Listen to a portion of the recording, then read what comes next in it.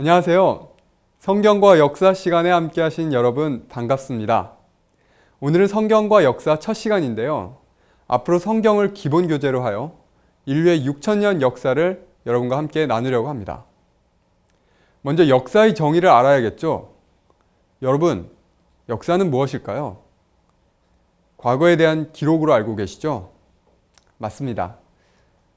역사는 인간이 거쳐온 모습이나 인간의 행위로 일어난 사실 또는 그 사실에 대한 기록입니다. 즉, 과거로부터 현재까지 인류가 어떻게 살아왔는지에 대한 기록이죠. 여러분은 자신을 알고 있나요? 날마다 바쁜 일상들로 자신이 어디로 와서 또 어디로 가는지, 또 어떤 가치 있는 일을 해야 좋을지 생각해 보지 못한 채 하루하루 살아가고 있지 않나요? 역사는 자기 자신을 알게 해줍니다. 지난 역사를 돌아보므로 우리는 우리가 어디로 와서 어디로 가고 있는지를 알게 됩니다. 또 과거의 인류가 한 일을 돌아보아 현재 우리가 어떤 가치 있는 일을 할 수 있을지 알게 해줍니다. 역사는 이렇게 과거를 통해 현재 우리가 어떻게 사는 것이 더 풍요로운 삶이 될지를 생각하게 해주는 학문입니다. 여러분 혹시 역사는 반복된다 라는 말을 들어보셨나요? 다 들어보셨죠? 이 말은 영어 속담에 있는 말입니다. 영어로는 이렇게 되어 있죠. History repeats itself. 또 이런 영어 속담도 있습니다. History is the best prophecy. 역사가 가장 최고의 예언이다 라는 말이죠. 역사를 보면 미래에 어떤 일이 일어날지 예상할 수 있다는 말입니다. 이런 비슷한 말이 명심보감에도 있습니다. 미래를 알려거든 먼저 지나간 일을 살피라. 왜 미래를 알기 위해 지나간 일을 살피라고 할까요? 이것은 오랜 경험에 의해 역사가 반복된다는 단순한 진리를 사람들이 깨달았기 때문이라 생각합니다. 미래는 우리가 알 수 없습니다. 그러나 지난 역사를 살펴볼 때 앞으로 어떤 일이 일어날지 예상할 수 있고 그 일에 준비함으로 더 나은 방향으로 나아갈 수 있습니다. 역사가 토인비는 인류에게 있어 가장 큰 비극은 지나간 역사에서 아무런 교훈도 얻지 못한다는 데 있다 라고 했습니다. 지나간 역사의 기록들이 있는데도 연구하지 않고 불확실한 미래를 맞이하다가 아무런 준비 없이 큰 일을 당하게 된다면 그것은 비극이라는 것을 토인비는 강조하고 있습니다. 역사는 단순히 과거의 사실들을 배우는 정도의 학문이 아닙니다. 역사는 저와 여러분이 과거 일들을 돌아보아 미래에 일어날 일들을 예측하고 준비할 수 있는 지혜로운 사람으로 만들어줄 것입니다. 그런데 제목에서도 눈치채셨겠지만 저는 성경으로 역사를 공부하려고 합니다. 왜 성경책으로 역사를 공부할까요? 성경은 허구적이고 신화적인 이야기들로 꾸며져 있지 않냐고요? 많은 분이 성경은 교회 갈 때만 보는 책이고 실제 역사를 다루는 것으로서는 가치가 없다고 생각하고 있습니다. 그러나 실제로는 다릅니다. 20세기의 천재 구약학자이며 구약 고고학의 아버지라고 불리우는 윌리엄 올브라이트 박사는 이렇게 기술하였습니다. 고고학에 의하면 구약 전승의 대부분이 역사적 사실임을 인정하지 않을 수 없다. 18세기와 19세기의 중요한 역사학자들은 성경에 대한 과다한 의심을 품고 있었다. 그 의심들은 지금도 종종 제기되고 있는데 그러한 의심들이 점차 근거가 없는 것들임을 밝혀지고 있다. 고고학적 발견들이 거듭되면 될수록 성경의 내용을 더욱 뒷받침하고 있어서 역사적 사실로서의 성경은 점점 더 확실해지고 있다. 마찬가지로 팔레스틴의 고고학 전문가인 넬슨 글루엑 박사도 평생 성경 고고학을 연구하고 다음과 같은 결론을 내렸습니다. 성경의 기록을 부인한 고고학적 발견은 전혀 없었다고 분명하게 말할 수 있다. 수많은 고고학적 발견물들이 성경의 역사적 진술들을 개괄적으로 혹은 세세하게 확증하고 있음은 명백하다. 이 고고학자들과 같은 시대에 함께 작업했던 벤자민 마자르도 가장 뛰어난 이스라엘 고고학자 중 하나로 1950년대에 예루살렘의 히브리 대학교 총장까지 역임했습니다. 이제는 그의 손녀 에일랏 마자르가 그 뒤를 이어 고고학자가 되었는데요. 그녀는 그녀의 할아버지에게서 고고학에 대해 배웠습니다. 그 당시를 회상하며 그는 다음과 같이 말했습니다. 나는 할아버지로부터 성경 텍스트를 대하는 방법도 배웠다. 할아버지는 끊임없이 성경을 연구해라. 성경의 묘사 속에는 진짜 역사적 진실들이 담겨 있기 때문이다 라고 가르치셨다. 또한 그는 다음과 같이 말합니다. 저는 성경을 무시하는 고고학자들을 믿지 않습니다. 진지한 학자라면 문서자료, 그 중에서도 특히 성경을 무시해서는 안 된다고 생각합니다. 이렇듯 수많은 고고학자들은 고고학 발굴을 위해 성경을 연구하고 있습니다. 그리고 고고학자들의 발굴은 성경이 실제 역사를 기록했다는 것을 증명하고 있습니다. 앞으로 우리는 이런 증거들을 역사 이야기와 함께 알아볼 것입니다. 또 하나 역사를 성경으로 공부하는 중요한 이유가 있습니다. 역사는 영어로 히스토리입니다. 히스토리를 둘로 나누면 히스 스토리가 됩니다. 그 뜻은 그분의 이야기가 되죠. 여기서 그분은 누구일까요? 네, 예상하셨겠지만 예수 그리스도입니다. 너무 억지로 끼워 맞추는 것 아니냐고요? 네, 히스토리의 어원이 다른 곳에 있으니 그렇게 생각하시는 것도 무리는 아니라고 생각합니다. 그러나 제가 너무 무리한 것을 말씀드리는 것이 아닙니다. 역사에서 빠질 수 없는 것이 연대 구분입니다. 어떤 일이 일어났던 때를 나타내는 것이 연대죠. 예를 들어 저는 지금 역사 강의 촬영을 2013년에 하고 있습니다. 여러분 2013년이라면 언제쯤인지 잘 아시겠죠? 근데 이 2013이라는 숫자는 어디를 기점으로 나온 숫자일까요?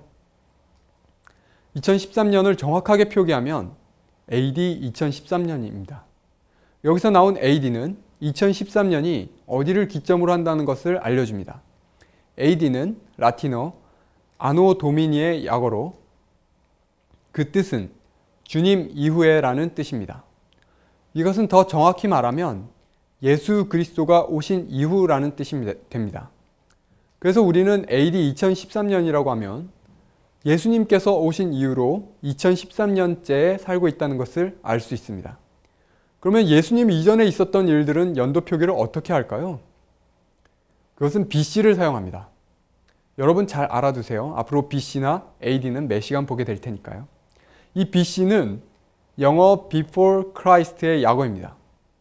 이것은 예수님 오시기 이전에라는 뜻이죠. 예를 들어 458년 BC라고 하면 예수님 오시기 458년 전이라고 이해하시면 됩니다. BC와 AD로 연도를 표기합니다. 표기할 땐 보는 바와 같이 BC는 연도 뒤에 쓰고 AD는 연도 앞에 쓰니 주의하세요.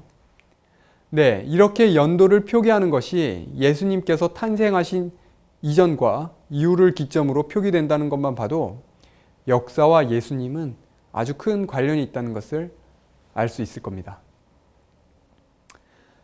아담의 범죄와 함께 인류 죄의 역사는 시작되었습니다. 인류가 죄를 범하였기 때문에 이 성경책도 존재하게 된 것이죠. 만약 인류가 범죄하지 않았다면 하나님을 직접 대면하여 뵙고 하나님께 직접 말씀을 들으면 되니 굳이 성경책을 통하여 인류에게 하나님의 뜻을 전할 필요가 없었겠죠. 성경은 우리의 죄가 하나님과 우리 사이를 갈랐다고 기록합니다. 여호와의 손이 짧아 구원하지 못하심도 아니요 귀가 둔하여 듣지 못하심도 아니라 오직 너희 죄악이 너희와 너희 하나님 사이를 갈랐고 너희 죄가 그의 얼굴을 가리어서 너희에게서 듣지 않으시게 함이니라.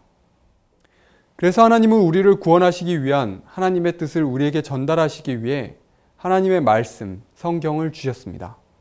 이 성경은 구약과 신약으로 이루어졌습니다. 구약은 옛 약속, 신약은 새 약속이라는 뜻을 가지고 있습니다. 구약은 우리를 죄에서 구원하시기 위해 메시아를 보내주시겠다는 하나님께서 인류하신 약속입니다. 구약에는 예수님께서 어떻게 이 땅에 오시게 됐는지에 대한 역사와 예언이 기록되어 있습니다.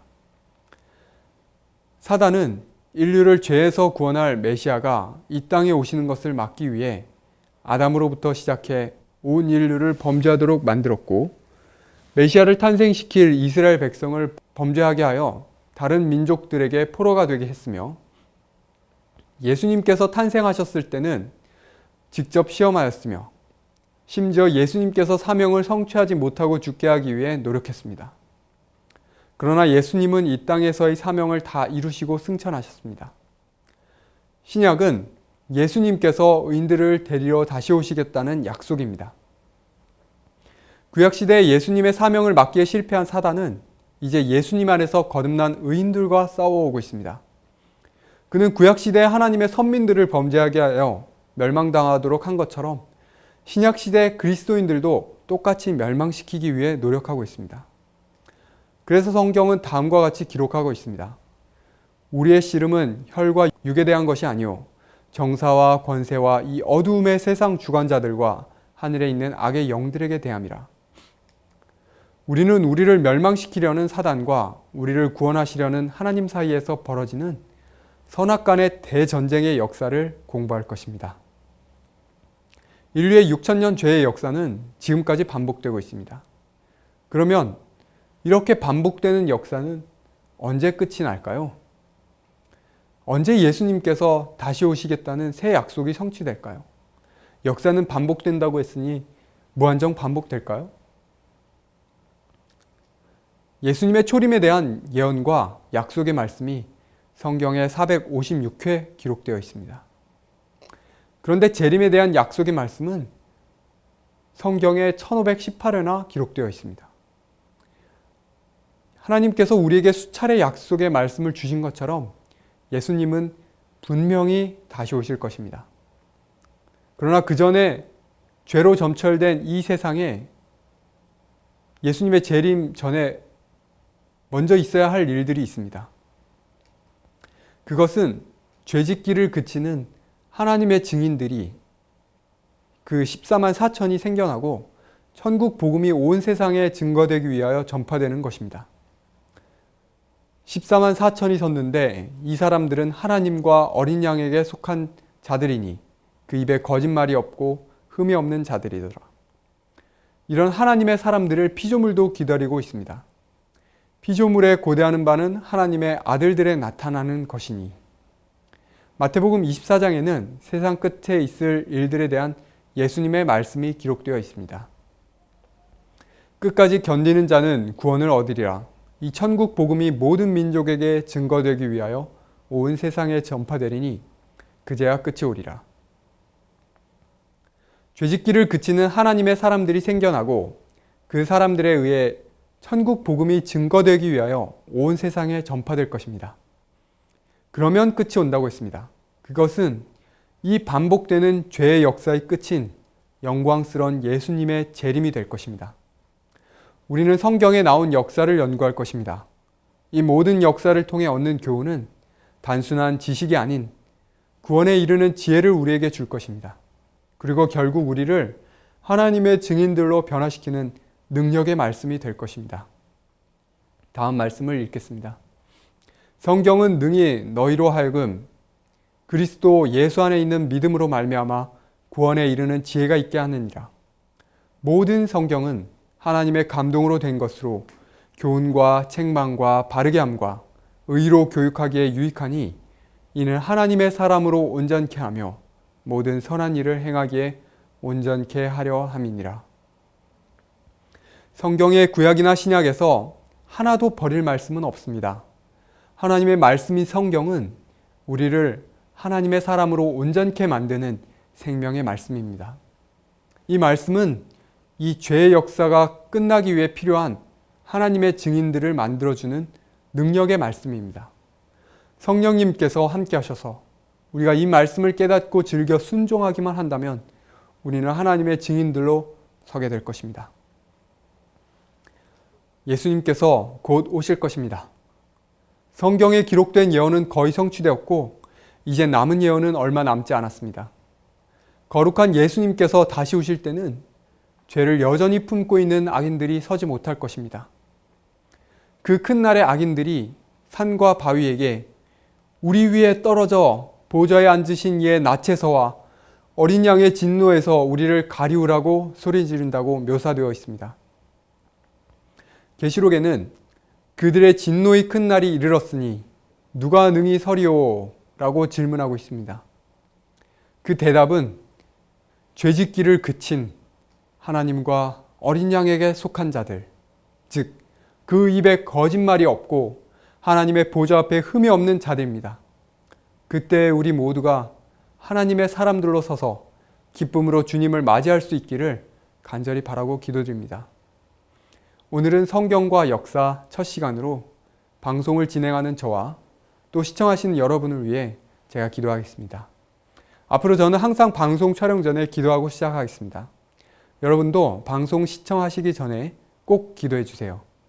하나님께서 하나님의 말씀을 연구할 때 성령님께서 역사하셔서 우리 모두를 진리 가운데로 인도해 주시길 기도합시다. 그럼 기도하겠습니다. 하나님 아버지, 오늘 성경과 역사 첫 시간을 촬영하였습니다. 이 시간을 진행하는 저와 또 이 방송을 시청하시는 모든 분에게 성령님께서 함께 하셔서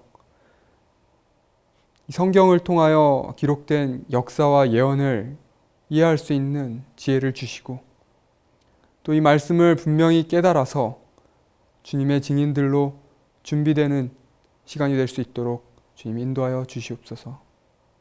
주님께서 다시 오실 그날이 얼마 남지 않았음을 저희들이 알고 있습니다. 주님께서 다시 오실 때 저희 모두가 기쁨으로 주님을 맞이할 수 있도록 준비될 수 있도록 인도하여 주시옵소서. 사랑이 많으신 예수님 이름으로 간절히 기도드립니다. 네, 저는 다음 시간에 죄의 시작, 불법의 비밀이라는 제목으로 함께 하겠습니다. 다음 시간에 뵙겠습니다. 그럼 안녕히 계세요.